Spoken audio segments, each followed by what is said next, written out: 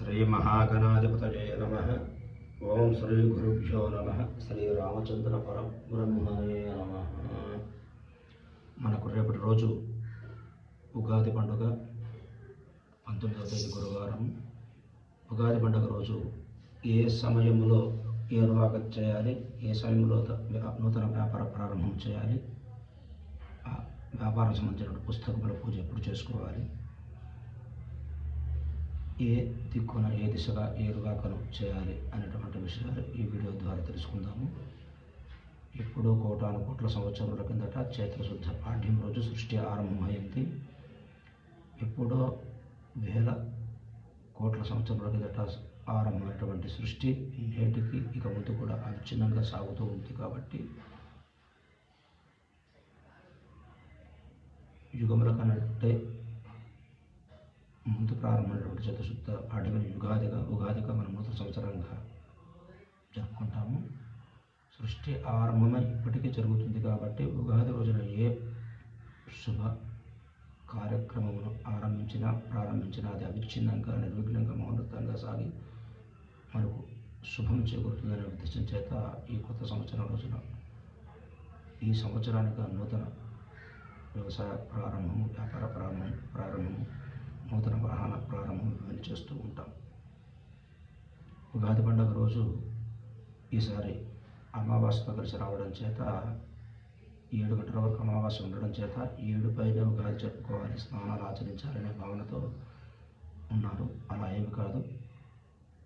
ఇది వరకు మనం ఉగాది పండుగలు ఎలా జరుపుకుంటున్నామో ఈ పండుగను కూడా అలాగే జరుపుకోవచ్చు. కాబట్టి సూర్యోదయం కంటే ముందే నిద్ర మేల్కాంచి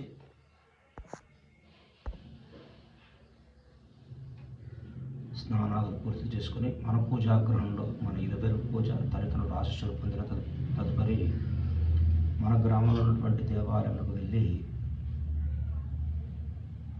అక్కడ అర్చన, పంచాంగ శ్రవణము, ఉగాది పచ్చడిని స్వీకరించాలి. ఉగాది పచ్చడిని స్వీకరించేటప్పుడు చెప్పుకునేటువంటి శ్లోకము శతాజుర్వజ్రదేహాయ సర్వసంపత్కరాయ చ సర్వారిష్ట నివారణాయ నింబకం దళభక్షణం అనే శ్లోకాన్ని పఠిస్తూ ఉగాది పచ్చడిని స్వీకరించాలి. రేపటి రోజున ఉదయం 7 గంటల 50 నిమిషముల నుంచి 9 గంటల 35 నిమిషముల మధ్యలో మేషలగ్నమున వ్యవసాయ, వ్యాపార, వాహన ప్రారంభములకు శుభము. పై సమయంలో ఇవన్నీ ఆచరించవచ్చు. రేపు ఏరువాక చేసేటువంటి రైతు సోదరులు మీ గృహానికి, మీ గ్రామానికి మీకు ఏదైనా పొలం పశ్చిమ వైపున ఉంటే అక్కడ చేయడం శుభస్కరం. లేదు, మనం ఎక్కడ పొలం ఉన్నా పొలంలోకి వెళ్ళిన తర్వాత తూర్పున ప్రారంభించి తూర్పున పొట్టేలు వేసుకొని పశ్చిమమునకు 3 లేదా 5 మార్లు సేద్యం చేసి పశ్చిమములకి గట్టుకెక్కి రావాల్సి ఉంటుంది.